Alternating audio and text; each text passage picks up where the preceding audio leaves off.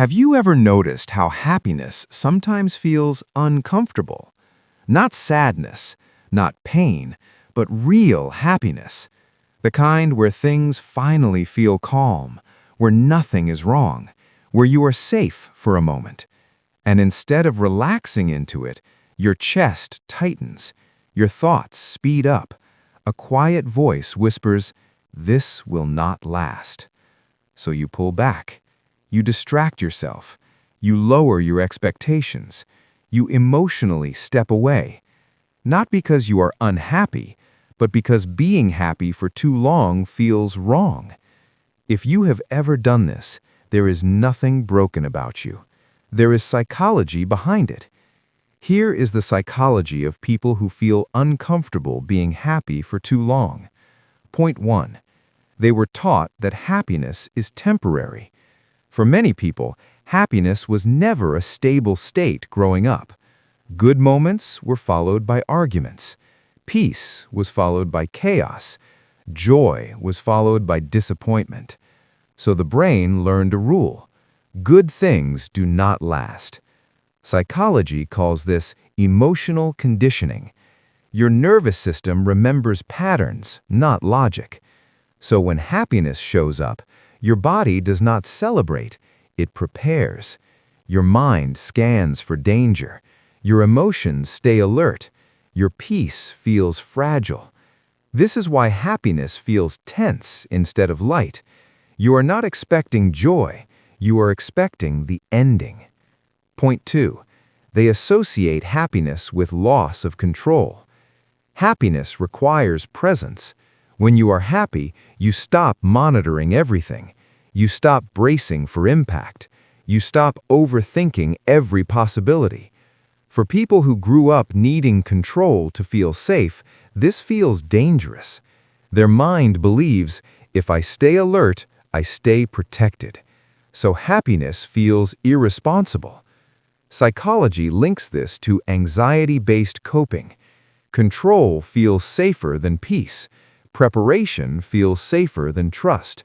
So even in good moments, they keep one foot in tension.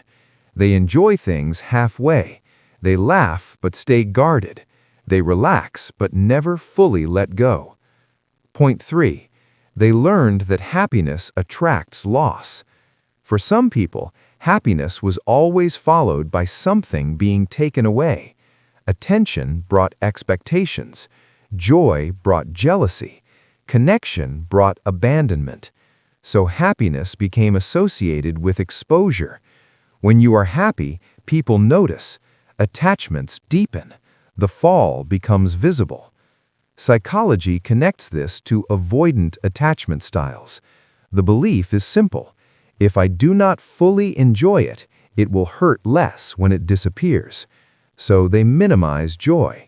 They downplay wins. They act indifferent. They move on too quickly. Not because they don't care, but because caring once cost them deeply. Point 4. They were taught that happiness must be earned. Some people grow up believing joy is conditional. You earn happiness through suffering, through productivity, through achievement, through proving your worth. So when happiness appears naturally, without struggle, without permission, it feels undeserved. The inner voice says, you have not done enough. You should not be resting. You should be improving. This creates guilt around joy. Psychology links this to achievement-based self-worth. Your value feels tied to effort, not existence. So happiness without effort feels suspicious. You feel restless instead of relaxed, motivated instead of content, uneasy instead of grateful. Point 5. They confuse happiness with emotional exposure. Happiness lowers emotional armor. When you are happy, you are open, hopeful, connected. And openness makes old wounds visible. So the nervous system reacts. It says, close this door, protect yourself, do not stay here. This is why some people self-sabotage during good periods. They start overthinking. They reopen old fears. They create problems where none existed. Not because they want chaos, but because chaos feels familiar. Psychology calls this familiarity bias. The brain prefers known pain over unknown peace. Point 6. Their nervous system is not used to calm. This is critical. Some people grew up in constant stress, noise, pressure, emotional unpredictability. So their baseline became tension. When happiness brings stillness, the body feels unsafe. Not because calm is dangerous, but because it is unfamiliar. This is called nervous system dysregulation. The body mistakes calm for threat because calm never lasted before. So the body creates discomfort, restlessness, overthinking, a sudden urge to escape the moment. The happiness is real, but the body does not know how to hold it yet. Point 7. They subconsciously prepare for disappointment. This is a protective strategy. If I expect happiness to end, I won't be surprised. So the mind keeps joy small, temporary, controlled, limited. Psychology calls this anticipatory coping. You reduce future pain by limiting present joy. But over time, this becomes a habit. You never let happiness deepen. You never let it settle. You always pull away too early. Point 8. They fear happiness will change who they are. This one is subtle. Some people built their identity around resilience, the strong one, the serious one, the one who survives. Happiness feels like a threat to that identity, because if life becomes peaceful, who am I without the struggle? Psychology links this to identity attachment. We cling to familiar roles, even when they hurt. So the mind resists happiness, not because it is bad, but because it challenges who you think you are.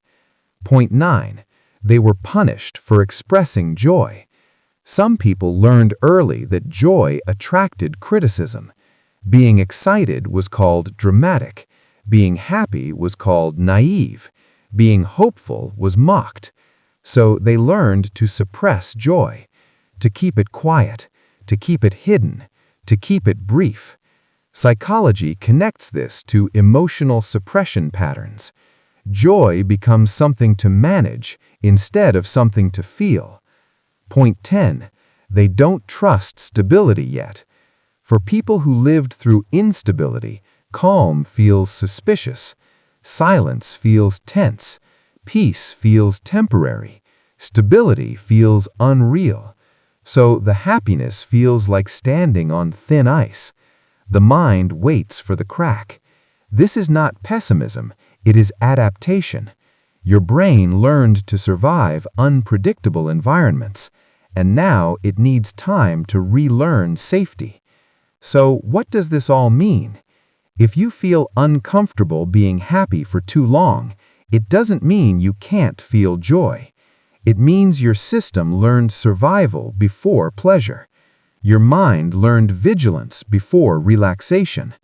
The discomfort during happiness is not failure, it is transition. It means your nervous system is adjusting, your identity is shifting, your old patterns are being challenged. Happiness is not the threat, the unfamiliarity is. The solution isn't forcing joy or convincing yourself to relax. It's teaching safety slowly. When happiness shows up, stay 1 second longer than usual, then another, then another. Let your body learn that nothing bad happens when joy stays. That's how trust is rebuilt. Not through intensity, but through repetition. If this video felt like it described you, you are not alone, and you are not late. You are learning how to feel safe in happiness. And if you want more psychology that makes you feel understood instead of judged, subscribe, stay curious, and give yourself permission to stay happy just a little longer than you are used to.